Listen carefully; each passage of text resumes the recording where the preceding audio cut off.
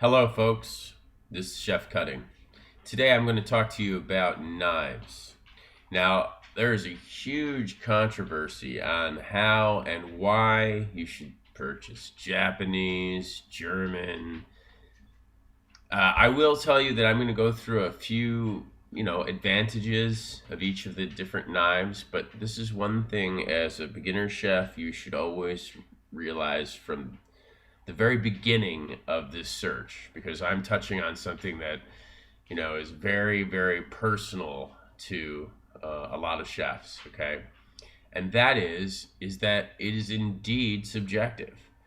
Every knife producer has a premium blade, and these premium blades are considered their Excalibur of their series. So when you do the comparisons, and I'm going to help you with that with this short video today, you're going to realize that it's really up to what you decide you want to do with them, how they feel in your hand. That is huge, because everybody has big hands, small hands, long fingers, short fingers.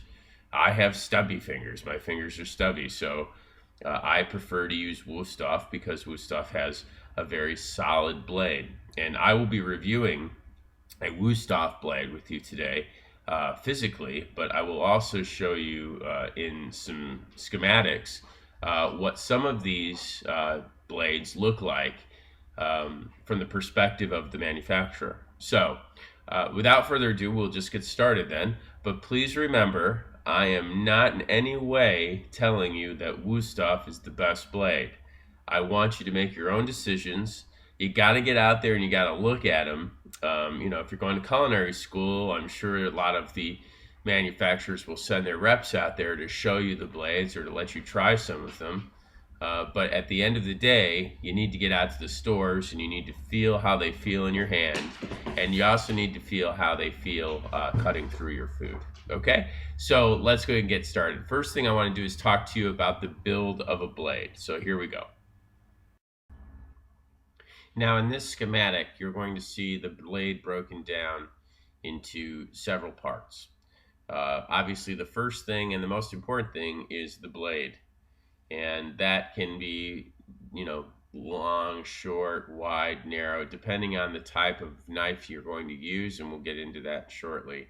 That is the number one topic of the knife, which is the blade. The next one is the edge. The edge is your responsibility as a chef to keep honed by the hand. It's very, very important that you always keep that area sharp, because that is where the piercing begins on any food product. Then the next thing you have is what's called the spine. Very, very similar to what's on the back of us is a spine, so is the back of the blade. Etching, and not so important, but certainly very important to look for if you're looking for a brand name and also want to understand the type of blade that you're going to be using. Is it hollow? Is it solid? Is it stainless steel? And then who the manufacturer is. Then the other thing that's important, and I always like to see these on knives, and they're not always there, is the finger guard. The finger guard is very important because that stops you from moving into the back end of the blade or the bolster, which is, again, another part of the blade. The bolster kind of houses the finger guard and also houses the entry of the tang into the handle. The tang, which is the very back of the blade, fits into the handle and has the rivets adhered to both sides of the handle to add stabilization to the knife. And the heel of the handle, as you'll see in this diagram, is kind of offset. That's so that you have a better hold, and this is one of the reasons why I like Wusthof, is because Wusthof has this heel of the blade kind of offsets for your hand, and it makes it a lot easier to hold and gives you a lot more flexibility, as we'll show you in a moment. Okay, we're going to review the different types of blades, and I'm going to go through them really quickly so that we can get back to looking at actual blades themselves. But we have the bread, the boning, the chef, the carving, the fork, the meat cleaver, the small bread, steak, and paring. These are traditionally the groups in which you find your knives to be honed in.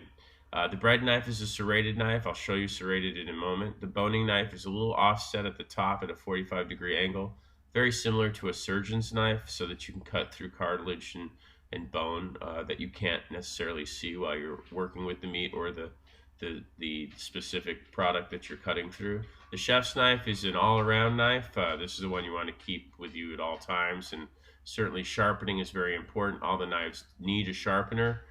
Steel is good, but I tend to use a Japanese sharpener for all my knives because it gives me two different styles of sharpening and keeps my blades real sharp. The carving is a thinner blade, so you don't want to use that with anything else but carving. And then the fork obviously works with all of your knives to help you stabilize whatever you're working with. The meat cleaver, this is one of an up-and-coming favorite blade with a lot of chefs. It's heavier. It can do the work of a lot of the other blades. You can actually hold it with your hand without worrying about slippage. So it gives you a lot more flexibility. I would not recommend using a meat cleaver on frozen foods, as some chefs do. Tend to have some issues with dulling your blade very quickly, and I do not like dull blades. The old adage of a dull blade is going to cut you is not because you're going to slide your finger on it, but rather that it will slip from the things you're working with, and that unexpected slip will cause a cut. The small bread knife is a serrated knife again. Steak knives go obviously with your seating of guests when you're serving any kind of protein like a steak or a tenderloin of any meat. And then the paring knife is a smaller knife it's almost very similar to a mini chef's knife. And the reason I say that is because you're going to find yourself using a paring knife an awful lot because you don't want to use always these larger blades to do things like working with garnish or garmager with tomatoes, apples, things of that nature. Paring knife comes absolutely without bar none the most important knife to have, second to your chef's knife in your bag. And now we're going to talk about storage. The question everybody asks me is bag or block. Well, obviously if you're a chef, you're going to be using a bag because you're not going to carry a wooden block with you all over the place. But what is the common trend is that when they're done with their knives, they come home and put their knives in a block. Now, again, that is completely and totally up to you whether you want to do that. It has no bearing on how the knives are kept, nor will it increase the shelf life of any of your knives.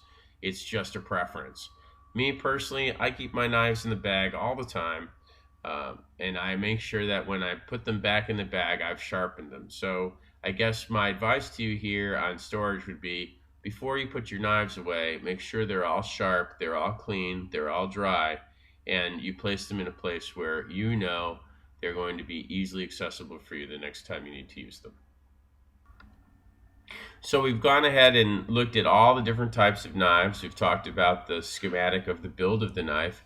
Now I'm going to show you some things close up so that you can get a good idea. This is a kitchen knife. This is by Wusthof. Here's some things you want to keep in perspective. Okay. The first thing is that you can see the blade goes all the way through the handle. That's what they refer to when they call it the tang. If you see blades that stop right here, it is not a knife that you can use in the culinary industry. This tang has to go all the way through.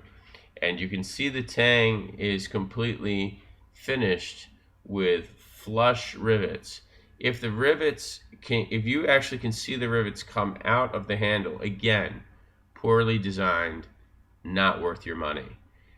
This is why you will see a knife like this cost $100, sometimes $150 versus other knives that you'll see on TV or in the store or in wooden blocks pre-packaged for you.